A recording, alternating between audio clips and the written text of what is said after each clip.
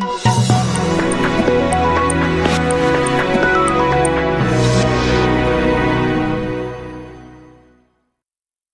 हुकूमत पारां तालीम में बेहतरी आणण वारियूं ॻाल्हियुनि ताईं महदूद रहिजी वयूं।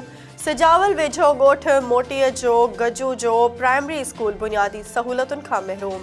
मासूम शागिर्द सख़्त सीअ में पट ते वेही तालीम पिराए रहिया आहिनि।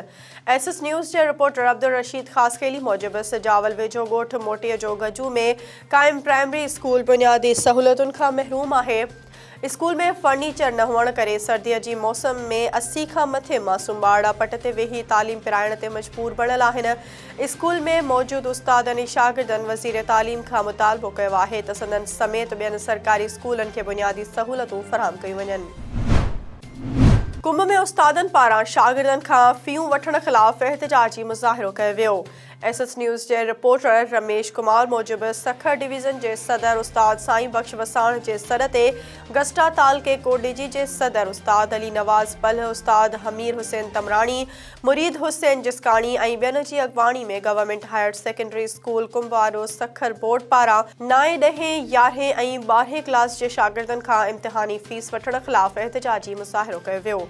उन मौक़े ते अॻवाणनि चयो त बरसाती तबाही खां पोइ माण्हू बुख काटण ते मजबूर आहिनि। ग़रीब शागिर्द इम्तिहाननि जी फ़ीस भरे नथा सघनि। उन लाइ शागिर्दनि खां फ़ीस वठण वारो फ़ैसिलो वापसि वरितो वञे। ऑल पाकिस्तान क्लर्क एसोसिएशन शहीद बेनज़ीराबाद पारां पंहिंजे जाइज़ मुतालबनि जी मञता लाइ नवाब शाह प्रेस क्लब ॿाहिरां एहतिजाजी मुज़ाहिरो कयो वियो। एसएस न्यूज़ जे रिपोर्टर तालिब रिंद मूजिबि शमसुद्दीन होत, अमजद ब्रोही, माजिद हुसैन भमरो, समीउल्ला बुघियो ऐं ॿियनि मुतालबो कयो त कचनि मुलाज़िमनि खे सीनियरिटी प्रमोशन सां गॾु टाइम स्केल ॾिनो वञे, कारपोरेशन अलाउंस ॾिनो वञे, पॉपुलेशन जे मेल मोबिलाइज़रनि खे ग्रेजुएशन जे बुनियाद ते 14हों स्केल ॾिनो वञे ऐं मुलाज़िमनि जी पघार 25,000 कई वञे।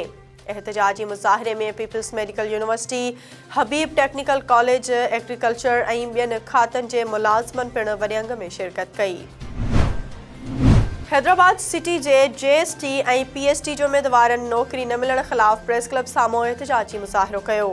एसएस न्यूज़ जे रिपोर्टर फाज़िल चन्ना मूजिबि उन मौक़े ते अनवर बिरोही, अली हसन लगारी, दयार राम, हसनैन कुरैशी ऐं ॿियनि दाहींदे चयो त हू 33 खां 39 पास उम्मीदवार आहिनि जिन खे हार्ड एरिया ॼाणाए नौकरी नथी ॾिनी वञे।